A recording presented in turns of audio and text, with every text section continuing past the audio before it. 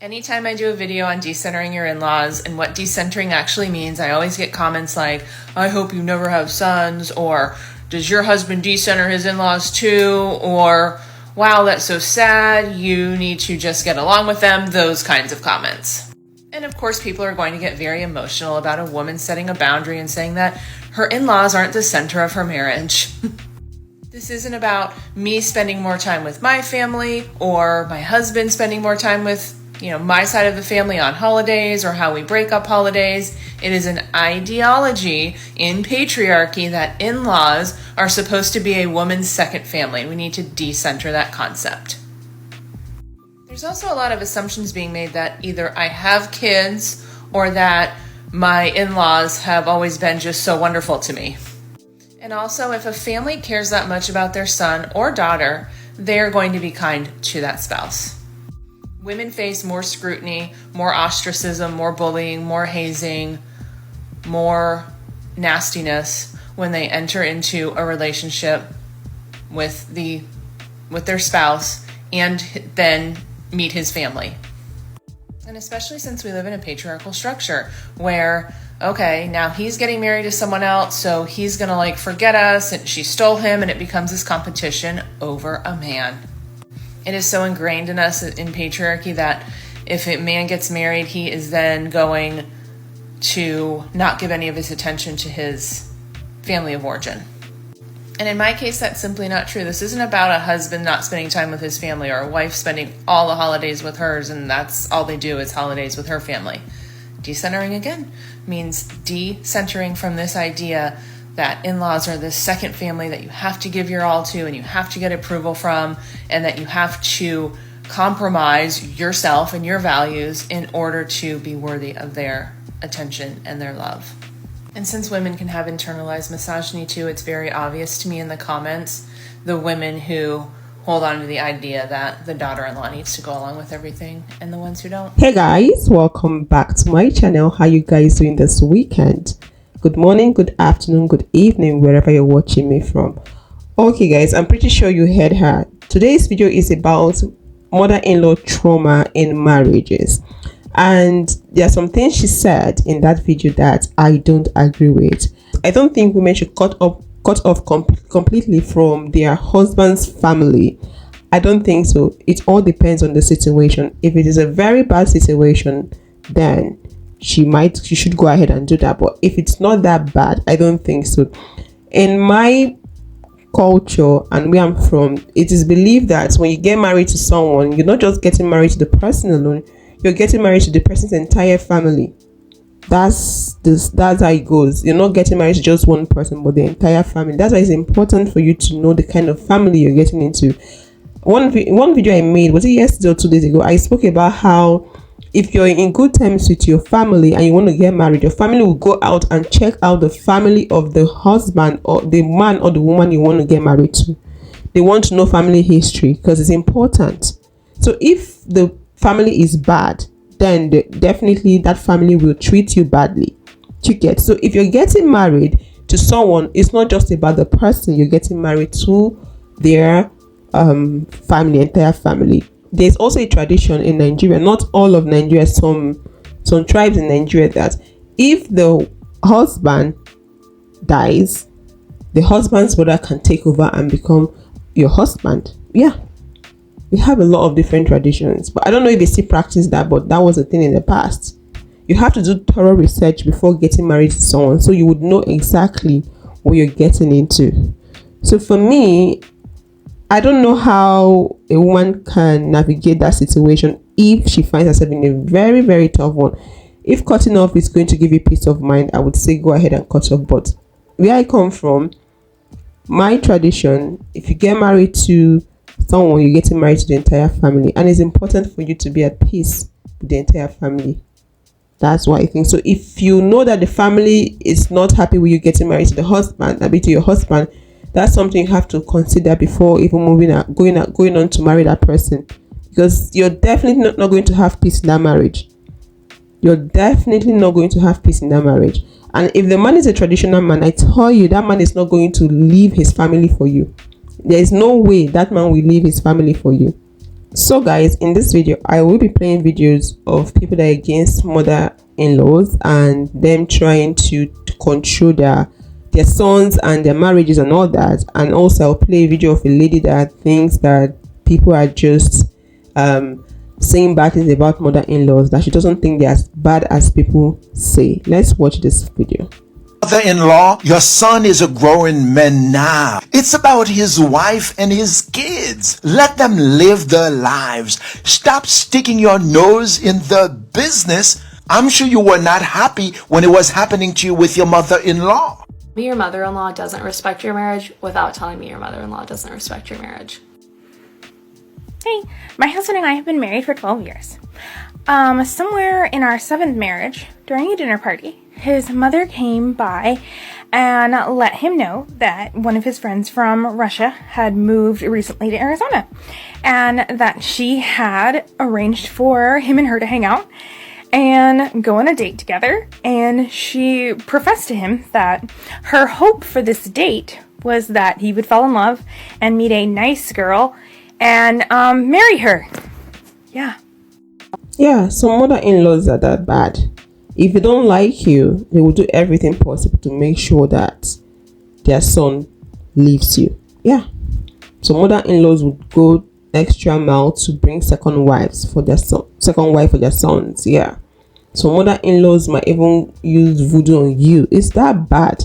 Some mother-in-laws might go diabolical on you. So you have to be careful of the family you're getting into. It's very important for you to do research. Don't just jump into marriage with someone.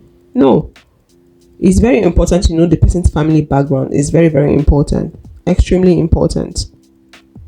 For me, I'm not for the whole mother-in-law shenanigans. I'm not happy with that. Let your son be. Let your son and the wife be, because if they did what you're doing to them, to you, when you got married to your husband, I don't think you would be happy. That's what I think. I don't think you would be happy. You're not the first person to have a child, so let your son breathe. Let the wife breathe. Mother-in-laws should respect boundaries and respect the wives of their sons. This is what I think. Let's hear what this person has to say. Sometimes I hear horror mother-in-law stories, and they don't actually sound that awful. They just sound like lonely women who've overstepped. And don't get me wrong, I know there are mother-in-laws out there who are, actually horrible. But I've heard a lot of stories and I'm just like, oh, that's just like something my mom would do. But I tolerate it because she's my mom. I was telling my sister something that my mother-in-law did that annoyed me. And my sister was very quick to be like, oh, mother-in-laws, yada, yada, yada, you better watch your back, blah, blah, blah, blah. And I was like, no, this is a nice woman. I'm just not used to having a second mom. I put up with the bullshit my mom be doing because she's my mom. It didn't register with me until I got married that my husband's mom is also like my mom in many ways too. I just feel like mother-in-laws get a very bad rap. And I think a lot of it has to do with the fact that men don't carry the labor of actually keeping the family together. Think about the fact that you never hear anything negative about father-in-laws. And if you do, it's because the mother-in-law and father-in-law were acting in tandem. The mother-in-law is causing problems because she's carrying all of the emotional labor. And I know I'm going to hear someone in the comment section be like, well, actually, my mother-in-law was really awful. I'm not talking about you, okay? Delete the paragraph. Okay, why are mother-in-laws the ones always giving drama and chaos? Why are father-in-laws not involved? I know in some cases they have father-in-laws being the ones in charge of the drama and all that, but I'm just asking, why are mother-in-laws always the ones? Why? So let's watch this video of this woman talking about her sons. She's very much against what some mother-in-laws are doing. She's of the opinion that these mother-in-laws should let their son be and also respect boundaries in their sons' marriages. Let's hear what she has to say. I get very emotional about a woman setting a boundary and saying that her in-laws aren't the center. Go back and watch her video. I love her content. I'm going to say something here. I am the mother of 2 grown sons, both of which who have partners. One is a common law partner for over 10 years, and the other one is married, and they've been together for about 5, I think. I would be so disappointed in my sons if they put me before their wives. No. I always say, your wife comes before me. Period. End of story. She comes first. She's the person you need to make the most important. I raised these boys so that they can be independent and have a life of their own that doesn't revolve around me. So if you have grown sons who have spouses and you don't get along with them and you always want to be the center of attention, I'm going to share a secret with you, okay? You won't win that battle. The wife will always win. The wife will always win. Your child, your son, your grown son has chosen this person to spend their life with. Either you get on board or you'll be left behind. I know it hurts when we try to let go of our children when they're adults, but that's the whole point of raising children, so that they can go off and live their own lives the way they want to. This Christmas, my husband and I are going to the lake house and we're going to spend that time alone. I have 4 kids. I'm not seeing any of them. I'm not spending Christmas with any of them. Not because I don't love them. Not because I don't want to see them. Not because of any kind of fight or infighting, but because every single one of them has plans with the other family, the spouse's family. And I say, bravo, go for it. I do not need to be the center of my adult children's lives. Get out of their marriage, please. You'll lose. You can't win this one. I raised my boys to be men so they can go off and lead their own family in some way. Their job is to now leave my nest and go create their own life. That means I take a back seat. Period. End of story. It's really quite simple. I don't understand why mother-in-laws want to center themselves in their son's life. That is not normal. You know that? I had someone come into the comments and say that his mother said, "You were the first man I ever fell in love with." What? What? That's creepy. I mean, I love my sons, but I didn't fall in love with them as a man. I fell in love with them as babies and children. And when they became men, I set them free so they can live their own lives. And it says, I think it's sad that a daughter-in-law doesn't want to see her husband's family. I wonder why. Why do you think a daughter-in-law wouldn't want to see? Ask yourself that question. Why would a daughter-in-law not want to see her husband's family? Could it be that they make her feel like she doesn't belong? Could it be that they criticize her? Could it be that they try to interfere in the marriage and try to tell the son and the daughter-in-law how to raise their kids? Could it be that they walk in the house without knocking? Could it be that they show up uninvited? Could it be that they criticize everything that they do? Think about that. And then you say, I don't understand why a son has to give up his family. He doesn't. That's up to you as a mom. It's up to me. Whether or not my son is going to have me in his life is actually up to me. Why? Because I have to be able to understand what kind of... Have you ever asked your adult son, what role do you want me to play in your life?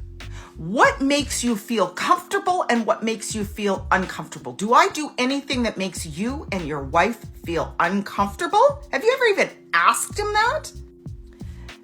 My adult sons have the right to set a boundary, and it's my job to respect that boundary. And if I don't respect that boundary, then they have the right to say, sorry, you don't get to have access to us anymore.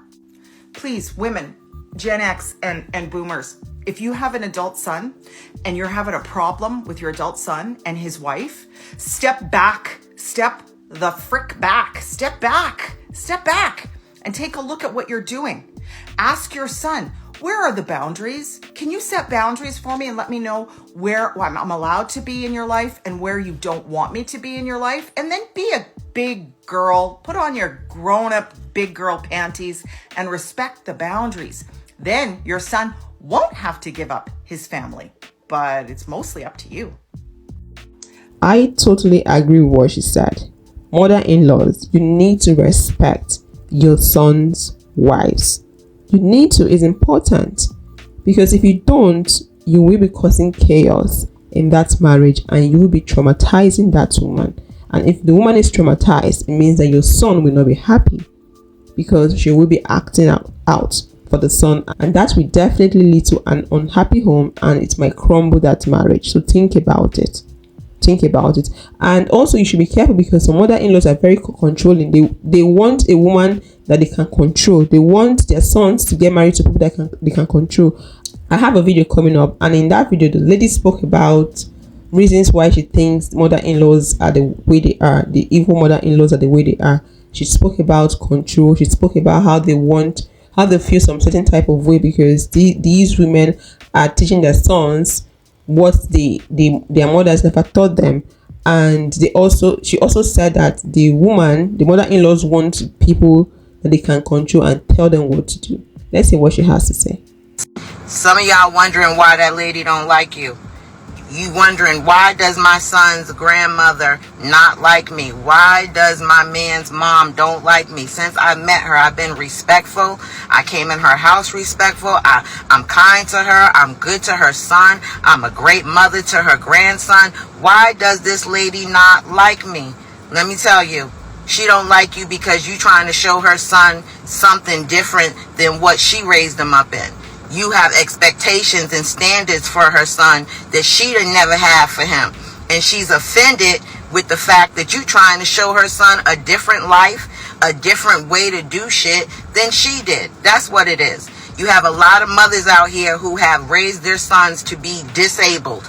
Got their sons out here still depending on them in their mid-20s, early 30s to fill out job applications, to help them pay their bills, to make all kinds of decisions. And they'll be walking around talking about, my son still need this. They love it. They love for their sons to be needy. So when they get a woman in their life that's like, oh, you know, I can help him do that, but more importantly, I'm going to tell him that he needs to learn it to do it himself, they can't stand that. It's like when I've seen some mothers talk about their daughters-in-law or their, you know, she got that house. She the one that won that house, got that man paying all them bills. She the one that's mad at their sons' women for having some damn expectations. But this is what'll really get you. A lot of times these women don't like you because you don't need them.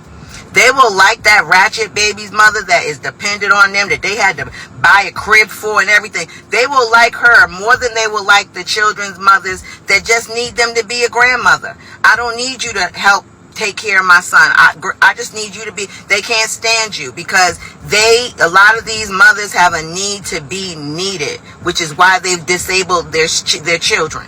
They don't know what their life is without their sons calling and needing something from them, without them having to be able to say, I had to help my son do this. When you come in and now he's depending on you, or now you're his partner, they are offended by that. And if you are the type of woman that's like, oh no, I don't need you to do this. I never forget when I lived with my son's father, and his mother would literally try to call us every month, like, did y'all pay the electricity bill? Did y'all?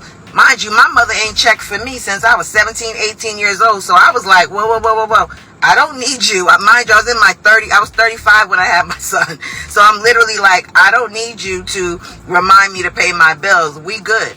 And because of that and other things, I'm telling you, I've never found favor with this woman. I had a baby shower, and I had 2 baby showers, one where I'm from and the second down here with his family.